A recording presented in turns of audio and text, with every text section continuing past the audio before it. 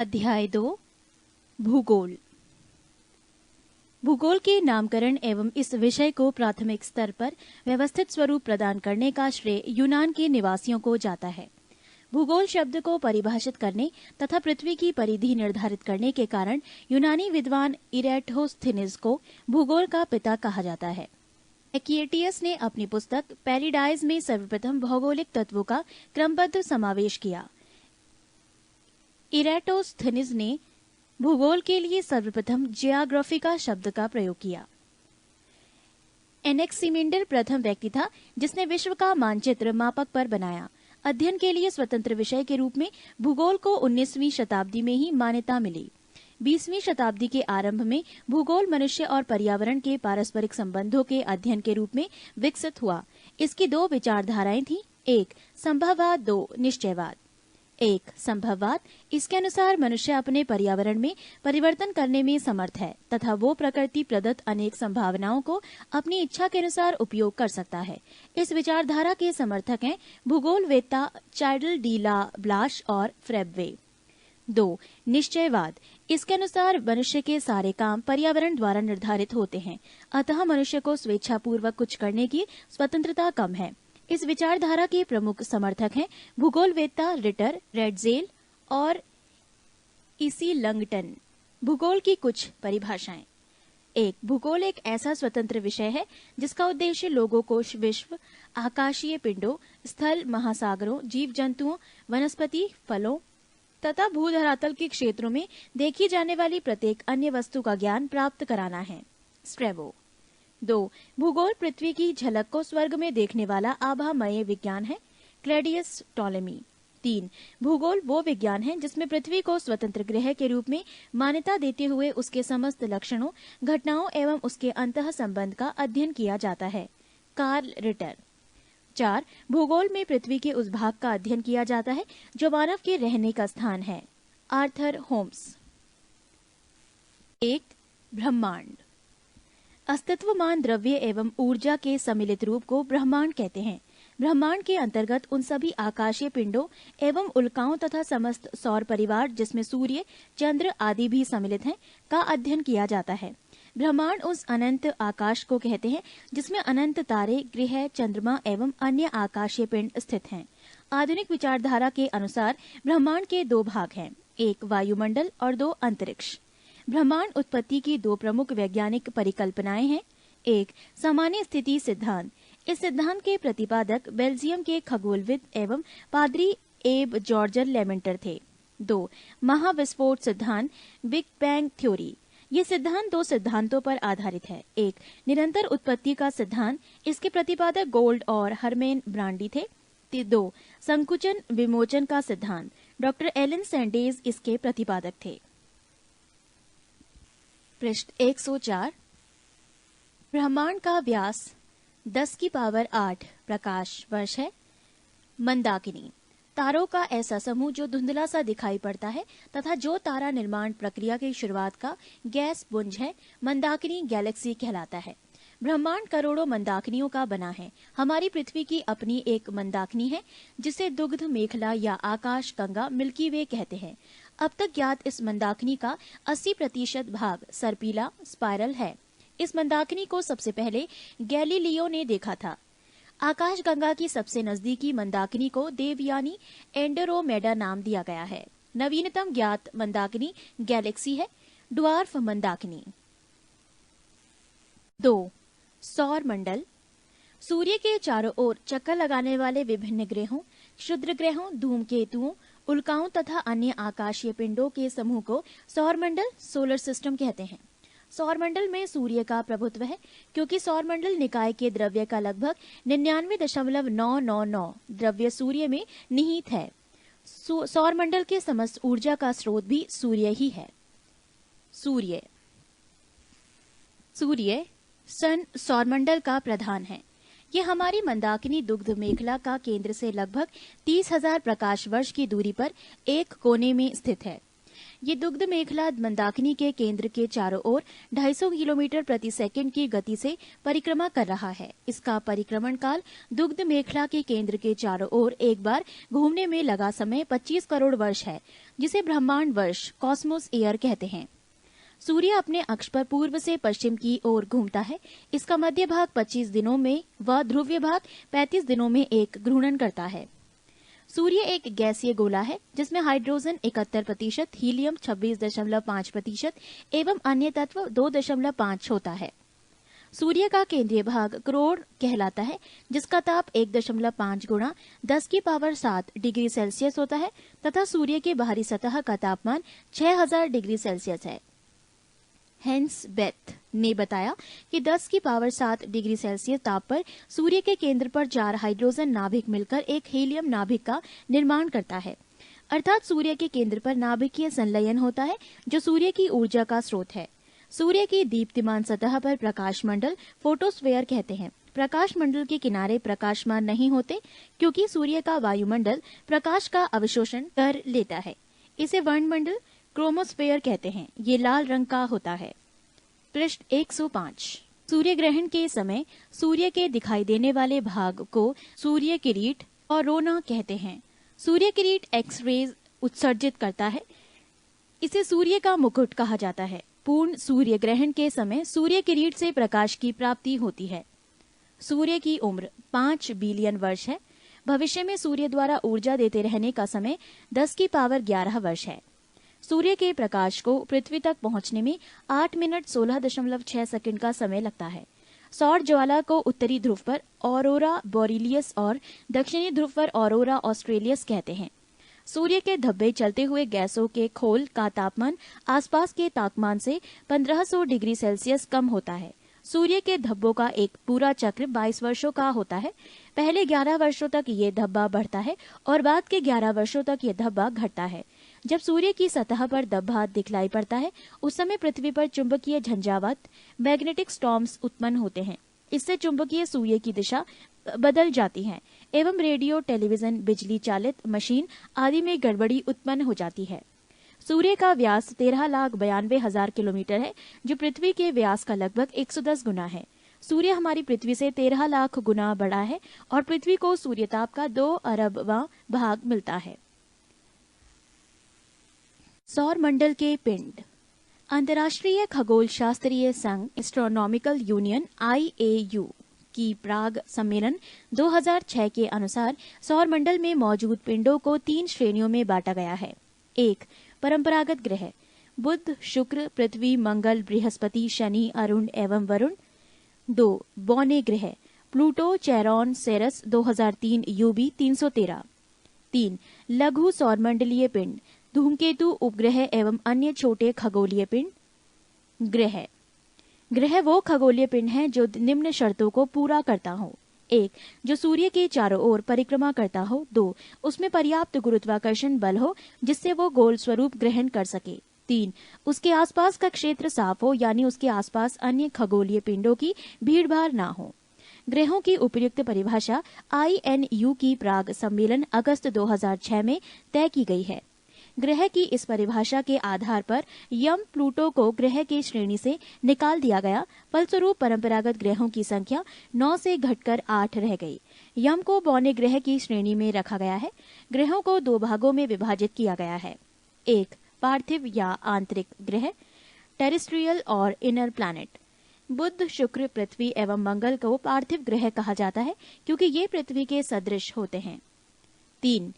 बृहस्पति या बाह्य ग्रह जॉवेन और आउटर प्लैनेट। बृहस्पति, शनि, अरुण एवं वरुण को बृहस्पतीय ग्रह कहा जाता है। कुल 8 ग्रहों में से केवल 5 को नंगी आंखों से देखा जा सकता है, जो है बुध, शुक्र, शनि, बृहस्पति एवं मंगल। आकार के अनुसार ग्रहों का क्रम घटते क्रम में है। बृहस्पति, शनि, अरुण, वरुण, पृथ्वी, शुक्र, मंगल एवं बुध, अर्थात सबसे बड़ा ग्रह बृहस्पति एवं सबसे छोटा ग्रह बुध है। घनत्व के अनुसार ग्रहों का क्रम बढ़ते क्रम में है। शनि, यूरेनस, बृहस्पति, नेपच्यून, मंगल एवं शुक्र। शुक्र एवं अरुण यूरेनस को छोड़कर अन्य सभी ग्रहों का घूर्णन एवं परिक्रमण की दिशा एक ही है। पृष्ठ 106। बुध, मरकरी, ये सूर्य का सबसे छोटा नजदीकी ग्रह है। ये सूर्य निकलने के 2 घंटा पहले दिखाई पड़ता है। ये सबसे छोटा ग्रह है जिसके पास कोई उपग्रह नहीं है। इसका सबसे विशिष्ट गुण है इसमें चुंबकीय क्षेत्र का होना। ये सूर्य की परिक्रमा सबसे कम समय में पूरी करता है। शुक्र, वीनस, ये पृथ्वी का निकटतम ग्रह है। ये सबसे चमकीला एवं सबसे गर्म ग्रह है। इसे सांझ का तारा या भोर का तारा कहा जाता है। ये अन्य ग्रहों के विपरीत दक्षिणावर्त एंटी क्लॉकवाइज चक्रण करता है। इसे पृथ्वी का भगिनी ग्रह कहते हैं। ये घनत्व, आकार एवं व्यास में पृथ्वी के समान है। इसके पास कोई उपग्रह नहीं है। बृहस्पति, जुपिटर, ये सौरमंडल का सबसे बड़ा ग्रह है। इसे अपनी धुरी पर चक्कर लगाने में 10 घंटा सबसे कम और सूर्य की परिक्रमा करने में 12 वर्ष लगते हैं। इसके उपग्रहों की संख्या 28 है, जिसमें गयानोमीड सबसे बड़ा उपग्रह है। ये पीले रंग का उपग्रह है। मंगल, मार्स, इसे लाल ग्रह, रेड प्लैनेट कहा जाता है। इसका रंग लाल आयरन ऑक्साइड के कारण है। यहाँ पृथ्वी के समान 2 ध्रुव हैं तथा इसका कक्षा तली 25 डिग्री के कोण पर झुका हुआ है, जिसके कारण यहाँ पृथ्वी के समान ऋतु परिवर्तन होता है। इसके दिन का मान एवं अक्ष का झुकाव पृथ्वी के समान है। यह अपनी धुरी पर 24 घंटे में एक बार पूरा चक्कर लगाता है। इसके 2 उपग्रह हैं, फोबोस और डीमोस। सूर्य की परिक्रमा करने में इसे 687 दिन लगते हैं। सौरमंडल का सबसे बड़ा ज्वालामुखी ओलिपस मेसी एवं सौरमंडल का सबसे ऊंचा पर्वत निक्स ओलंपिया, जो माउंट एवरेस्ट से 3 गुना अधिक ऊंचा है, इसी ग्रह पर स्थित है। शनि, सैटर्न, ये आकार में दूसरा सबसे बड़ा ग्रह है। ये आकाश में पीले तारे के समान दिखाई पड़ता है। इसकी विशेषता है इसके तल के चारों ओर वलय का होना, मोटी प्रकाश वाली कुंडली। इसके उपग्रहों की संख्या 30 है, जो सबसे अधिक है। शनि का सबसे बड़ा उपग्रह टिटॉन है। यह आकार में बुध के बराबर है। फोबे नामक शनि का उपग्रह इसकी कक्षा में घूमने की विपरीत दिशा में परिक्रमा करता है।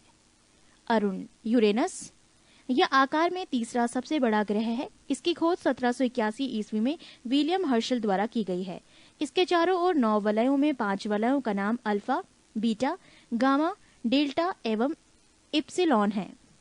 ये अपने अक्ष पर पूर्व से पश्चिम की ओर घूमता है, जबकि अन्य ग्रह पश्चिम से पूर्व की ओर घूमते हैं। पृष्ठ 107।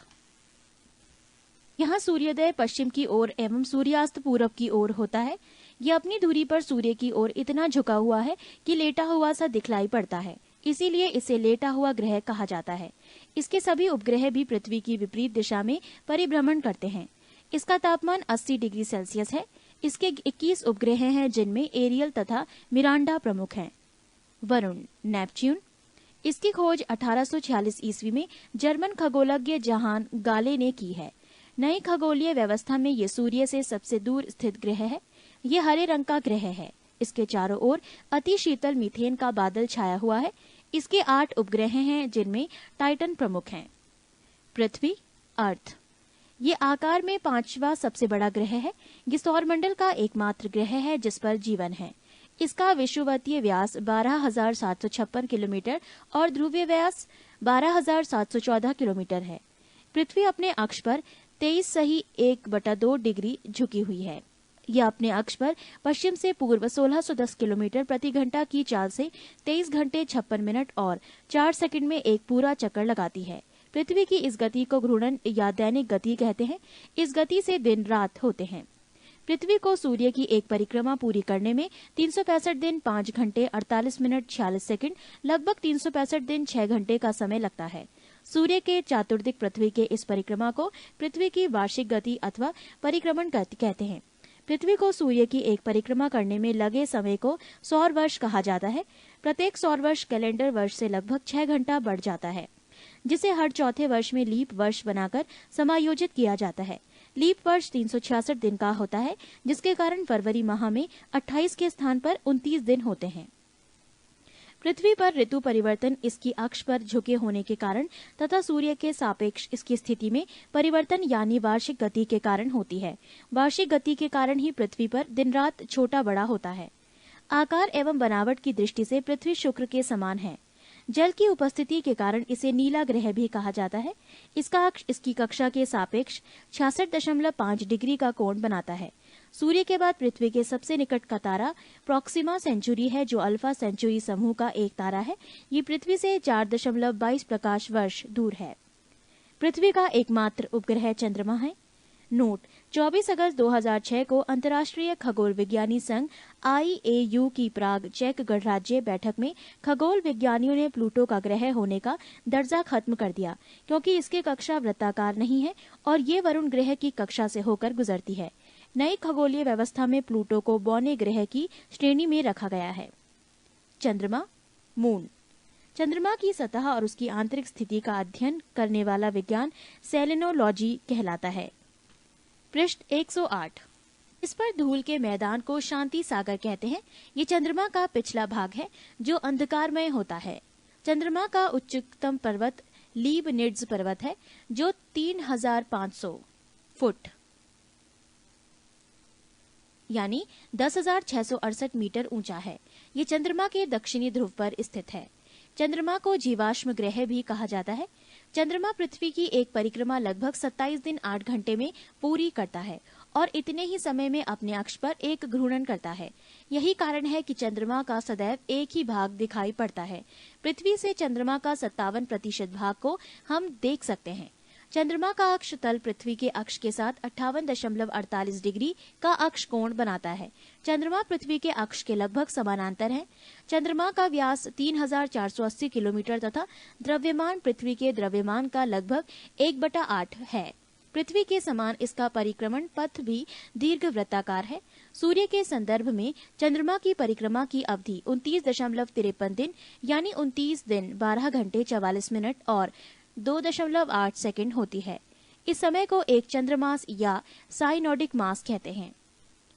नक्षत्र समय के दृष्टिकोण से चंद्रमा लगभग 27.1/2 दिन यानी 27 दिन 7 घंटे 43 मिनट और 11.6 सेकंड में पुनः उसी स्थिति में होता है। 27.1/2 दिन की ये अवधि एक नक्षत्र मास कहलाती है। ज्वार उठने के लिए अपेक्षित सौर एवं चंद्रमा की शक्तियों का अनुपात 11:5 है। अपोलो के अंतरिक्ष यात्रियों द्वारा लाए गए चट्टानों से पता चला है कि चंद्रमा भी उतना ही पुराना है जितना पृथ्वी, लगभग 460 करोड़ वर्ष। इसकी चट्टानों में टाइटेनियम की मात्रा अत्यधिक मात्रा में पाई गई है। बौने ग्रह यम, प्लूटो। इसकी खोज 1930 ईस्वी में क्लाड टामवो ने की थी।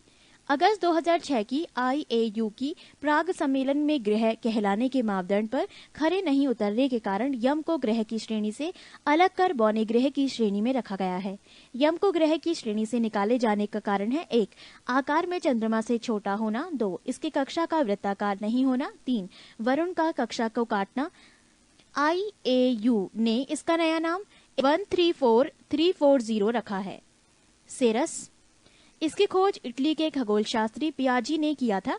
IAU की नई परिभाषा के अनुसार इसे बौने ग्रह की श्रेणी में रखा गया है, जहां इसे संख्या 1 से जाना जाएगा। इसका व्यास बुध के व्यास का 1/5 भाग है। अन्य बौने ग्रह हैं चेरॉन एवं 2003 UB 313 इरिस। लघु सौर मंडल के पिंड, क्षुद्र ग्रह, एस्टेरॉइड्स। मंगल एवं बृहस्पति ग्रह की कक्षाओं के बीच कुछ छोटे छोटे आकाशीय पिंड हैं जो सूर्य की परिक्रमा कर रहे हैं। उसे क्षुद्र ग्रह कहते हैं। खगोल शास्त्रियों के अनुसार ग्रहों के विस्फोट के फलस्वरूप टूटे टुकड़ों से क्षुद्र ग्रह का निर्माण हुआ है। क्षुद्र ग्रह जब पृथ्वी से टकराता है तो पृथ्वी के पृष्ठ पर विशाल गर्त बनता है। महाराष्ट्र में लोनार झील ऐसा ही एक गर्त है। फॉरवेस्टा एकमात्र क्षुद्र ग्रह है जिसे नंगी आंखों से देखा जा सकता है। पृष्ठ 109। धूमकेतु, कॉमेट। सौरमंडल के छोर पर बहुत ही छोटे छोटे अरबों पिंड विद्यमान हैं जो धूमकेतु या पुच्छल तारे कहलाते हैं। ये गैस एवं धूल का संग्रह है जो आकाश में लंबी चमकदार पूंछ सहित प्रकाश के चमकीले गोले के रूप में दिखाई देते हैं। धूमकेतु केवल तभी दिखाई पड़ता है जब वो सूर्य की ओर अग्रसर होता है, क्योंकि सूर्य किरणें इसकी गैस को चमकीला बना देती है। धूमकेतु की पूंछ हमेशा सूर्य से दूर होता दिखाई देता है। हेले नामक धूमकेतु का परिक्रमण काल 76 वर्ष है। ये अंतिम बार 1986 में दिखाई दिया था। अगली बार ये 1986 प्लस 76 बराबर 2062 में दिखाई देगा। धूमकेतु हमेशा के लिए टिकाऊ नहीं होते हैं, फिर भी प्रत्येक धूमकेतु के लौटने का समय निश्चित होता है। उल्का। मीटियोरस। उल्काएं प्रकाश की चमकीली धारी के रूप में देखते हैं जो आकाश में क्षण भर के लिए दमकती हैं और लुप्त हो जाती हैं। उल्काएं क्षुद्र ग्रहों के टुकड़े तथा धूमकेतुओं द्वारा पीछे छोड़े गए धूल के कण होते हैं। सौर परिवार की सारणी। ग्रहों के नाम। बुध, व्यास किलोमीटर में 4878, परिभ्रमण समय अपने अक्ष पर 58.6 दिन, परिक्रमण का समय सूर्य के चारों ओर 88 दिन, उपग्रहों की संख्या 0। शुक्र, व्यास 12,102 किलोमीटर, परिभ्रमण समय अपने अक्ष पर 243 दिन, परिक्रमण समय सूर्य के चारों ओर 224.7 दिन, उपग्रहों की संख्या 0। पृथ्वी, व्यास 12,756-12,714, परिभ्रमण समय अपने अक्ष पर 23.9 घंटे, परिक्रमण समय 365.26 दिन, उपग्रहों की संख्या 1। मंगल, व्यास 6,787, परिभ्रमण समय 24.6 घंटे, परिक्रमण समय 687 दिन, उपग्रहों की संख्या 2। बृहस्पति, व्यास 1,42,800 किलोमीटर, परिभ्रमण समय 9.9 घंटे, परिक्रमण समय 11.9 वर्ष, उपग्रहों की संख्या 28। शनि, व्यास 1,20,500 किलोमीटर, परिभ्रमण समय 10.3 घंटे, परिक्रमण समय 29.5 वर्ष, उपग्रहों की संख्या 30। अरुण, व्यास 51,400 किलोमीटर, परिभ्रमण समय 16.2 घंटे, परिक्रमण समय 84.0 वर्ष, उपग्रहों की संख्या 21। वरुण, व्यास 48,600 किलोमीटर, परिभ्रमण समय अपने अक्ष पर 18.5 घंटे, परिक्रमण समय सूर्य के चारों ओर 164.8 घंटे, उपग्रहों की संख्या 8। 3. पृथ्वी और उसका सौर्यिक संबंध। प्रकाश चक्र, सर्कल ऑफ इल्यूमिनेशन, वैसी काल्पनिक रेखा जो पृथ्वी के प्रकाशित और अप्रकाशित भाग को बांटती है। पृथ्वी के परिभ्रमण की दिशा पश्चिम से पूर्व है। जिस कक्षा में पृथ्वी सूर्य की परिक्रमा करती है वो दीर्घवृत्तीय है। अतः 3 जनवरी को सूर्य और पृथ्वी के बीच की दूरी अपेक्षाकृत कम हो जाती है, जिसे उपसारिक पेरीहेलियन की स्थिति कहते हैं। ये दूरी 9.15 करोड़ मील है। इसके विपरीत उत्तरायण की स्थिति में 4 जुलाई को पृथ्वी सूर्य से कुछ दूर चली जाती है। इसको अपसैरिक एपहीलियन कहते हैं। ये दूरी 9.45 करोड़ मील होती है। एप्साइड रेखा, उपसैरिक एवं अपसैरिक को मिलाने वाली काल्पनिक रेखा सूर्य के केंद्र से गुजरती है। इसे एप्साइड रेखा कहते हैं। अक्षांश, लैटिट्यूड, ये ग्लोब पर पश्चिम से पूर्व की ओर खींची गई काल्पनिक रेखा है जिसे अंश में प्रदर्शित किया जाता है। वास्तव में अक्षांश वो कोण है जो विषुवत रेखा तथा किसी अन्य स्थान के बीच पृथ्वी के केंद्र पर बनती हैं। विषुवत रेखा को 0 अंश की स्थिति में माना जाता है। यहाँ से उत्तर की ओर बढ़ने वाली कोणिक दूरी को उत्तरी अक्षांश तथा दक्षिण में बढ़ने वाली दूरी को दक्षिणी अक्षांश कहते हैं। इसकी अधिकतम सीमा पर ध्रुव है जिन्हें 90 डिग्री उत्तरी या दक्षिणी अक्षांश कहा जाता है। सभी अक्षांश रेखाएं समानांतर होती हैं। पृष्ठ 110। वो दो अक्षांशों के बीच की दूरी क्षेत्रफल जोन के नाम से जानी जाती है। 2 अक्षांशों के मध्य की दूरी 111 किलोमीटर होती है। भूमध्य रेखा के उत्तर में 23.1/2 डिग्री अक्षांश को कर्क रेखा माना गया है, जबकि दक्षिण में 23.1/2 डिग्री अक्षांश को मकर रेखा माना गया है। देशांतर, लॉन्गिट्यूड, ये ग्लोब पर उत्तर से दक्षिण की ओर खींची जाने वाली काल्पनिक रेखा है। ये रेखाएं समानांतर नहीं होती हैं। ये रेखाएं उत्तरी तथा दक्षिणी ध्रुव पर एक बिंदु पर मिल जाती है। ध्रुवों से विषुवत रेखा की ओर बढ़ने पर देशांतरों के बीच की दूरी बढ़ती जाती है तथा विषुवत रेखा पर इसके बीच की दूरी अधिकतम 111.32 किलोमीटर होती है। ग्रीनविच वेधशाला से गुजरने वाली रेखा को 0 डिग्री देशांतर माना जाता है। इसकी बाईं ओर की रेखाएं पश्चिमी देशांतर और दाहिनी ओर की रेखाएं पूर्वी देशांतर कहलाती है।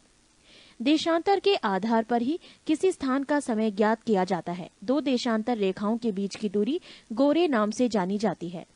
0 अंश अक्षांश एवं 0 अंश देशांतर अटलांटिक महासागर में काटती है। संक्रांति, सॉल्स्टाइस, सूर्य के उत्तरायण और दक्षिणायन की सीमा को संक्रांति कहते हैं। कर्क संक्रांति, 21 जून को सूर्य कर्क रेखा कोष्ठक में 23.1/2 डिग्री नॉर्थ कोष्ठक समाप्त पर लंबवत होता है। इसे कर्क संक्रांति कहते हैं।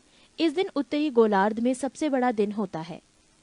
मकर संक्रांति 22 दिसंबर को सूर्य मकर रेखा पर लंबवत होता है। इसे मकर संक्रांति कहते हैं। इस दिन दक्षिणी गोलार्ध में सबसे बड़ा दिन होता है। विषुव इक्विनॉक्स ये पृथ्वी की वो स्थिति है जब सूर्य की किरणें विषुवत रेखा पर लंबवत पड़ती है और सर्वत्र दिन एवं रात बराबर होते हैं। 22 सितंबर एवं 21 मार्च को संपूर्ण पृथ्वी पर दिन एवं रात बराबर होते हैं। इसे क्रमशः शरद विष्णु ऑटोमेनल इक्विनॉक्स एवं बसंत विषुव वर्नल इक्विनॉक्स कहते हैं।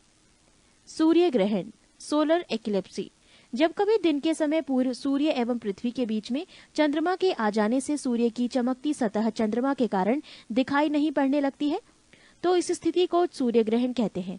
जब सूर्य का एक भाग छिप जाता है तो उसे आंशिक सूर्य ग्रहण और जब पूरा सूर्य ही कुछ क्षणों के लिए छिप जाता है तो उसे पूर्ण सूर्य ग्रहण कहते हैं।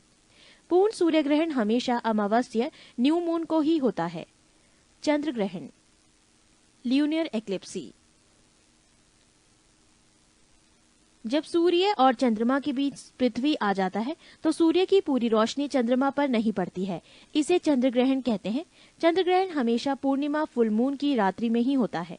प्रत्येक पूर्णिमा को चंद्र ग्रहण नहीं होता है क्योंकि चंद्रमा और पृथ्वी के कक्षा पथ ऑर्बिट पाथ में 5 डिग्री के अंतर होता है, जिसके कारण चंद्रमा कभी पृथ्वी के ऊपर से या नीचे से गुजर जाता है। एक वर्ष में अधिकतम 3 बार पृथ्वी के उप छाया क्षेत्र से चंद्रमा गुजरता है, तभी चंद्र ग्रहण लगता है। सूर्य ग्रहण के समान चंद्र ग्रहण भी आंशिक अथवा पूर्ण हो सकता है। समय का निर्धारण एक देशांतर का अंतर होने पर समय में 4 मिनट का अंतर होता है। चूंकि पृथ्वी पश्चिम से पूरब की ओर घूमती है, फलतः पूरब की ओर बढ़ने पर प्रत्येक देशांतर का समय 4 मिनट बढ़ता जाता है तथा पश्चिमी जाने पर प्रत्येक देशांतर पर समय 4 मिनट घटता जाता है। अंतर्राष्ट्रीय तिथि रेखा 180 डिग्री देशांतर को अंतर्राष्ट्रीय तिथि रेखा कहते हैं। 1884 ईस्वी में वॉशिंगटन में संपन्न इंटरनेशनल मेरिडियन कॉन्फ्रेंस में 180वें यामियोत्तर को अंतर्राष्ट्रीय तिथि रेखा निर्धारित किया गया है। ऐसा इसलिए किया गया ताकि विभिन्न देशों के मध्य यात्रियों को कुछ स्थानों पर एक दिन का अंतर होने के कारण परेशानी न हो। अंतर्राष्ट्रीय तिथि रेखा आर्कटिक सागर, चुकी सागर, बेरिंग स्ट्रेट व प्रशांत महासागर से गुजरती है। ग्रीनविच मेरिडियन से गणना करते हुए इस रेखा 180वां यामियोत्तर के पूर्व वाले क्षेत्र एक दिन आगे होंगे, या दूसरे शब्दों में इस रेखा से पश्चिमी वाले क्षेत्रों से 12 घंटे आगे होंगे। पृष्ठ 111 जब कोई जलयान पश्चिमी दिशा में यात्रा करते हुए तिथि रेखा को पार करता है तो उसे एक दिन की हानि होती है, क्योंकि इस क्षेत्र में समय 12 घंटे पीछे चल रहा होता है, जैसे सोमवार के बाद रविवार आना। परंतु यदि जलयान पूर्व की यात्रा करते हुए तिथि रेखा को पार करता है तो एक दिन का लाभ होता है। जैसे यदि वो सोमवार को यात्रा प्रारंभ करता है तो तिथि रेखा पार करने पर नए क्षेत्र में बुधवार का दिन उसे प्राप्त होगा। नोट बेरिंग जल संधि अंतर्राष्ट्रीय तिथि रेखा के समानांतर स्थित है। समय जोन व मानक समय विश्व को 24 समय जोनों में विभाजित किया गया है। इन समय जोनों को ग्रीनविच मीन टाइम व मानक समय में 1 घंटे के अंतराल के आधार पर विभाजित किया गया है, अर्थात प्रत्येक जोन 15 डिग्री के बराबर होता है। ग्रीनविच यामियोत्तर 0 डिग्री देशांतर पर है, जो कि ग्रीनलैंड व नार्वोनियन सागर व ब्रिटेन, स्पेन, अल्जीरिया, फ्रांस, माले, बुर्किना फासो, घाना व दक्षिण अटलांटिक समुद्र से गुजरता है। प्रत्येक देश का मानक समय ग्रीनविच मीन टाइम से आधा घंटे के गुणक के अंतर पर निर्धारित किया जाता है। मानक समय स्वेच्छा से चयनित यामियोत्तर का स्थानीय समय होता है, जो एक विशिष्ट क्षेत्र या देश के लिए मानक समय निर्धारित करता है। भारत में 82.1/2 डिग्री पूर्वी देशांतर, जो इलाहाबाद के निकट मिर्जापुर से गुजरती है, के समय को मानक समय माना गया है। ये समय ग्रीनविच मीन टाइम से 5.1/2 घंटा आगे है। अतः जब ग्रीनविच में दोपहर के 12 बजे हो तो उस समय भारत में शाम के 5.1/2 बजेंगे। विषुवत रेखा इक्वेटर पृथ्वी की मध्य सतह से होकर चली जाने वाली वो अक्षांश रेखा है जो उत्तरी और एवं दक्षिणी ध्रुव से बराबर दूरी पर होती है। ये 0 अंश की अक्षांश रेखा है। विषुवत रेखा के उत्तरी भाग को उत्तरी गोलार्ध और दक्षिणी भाग को दक्षिणी गोलार्ध कहते हैं। कटिबंध जोन प्रत्येक गोलार्ध को ताप के आधार पर कई भागों में बांटा गया है।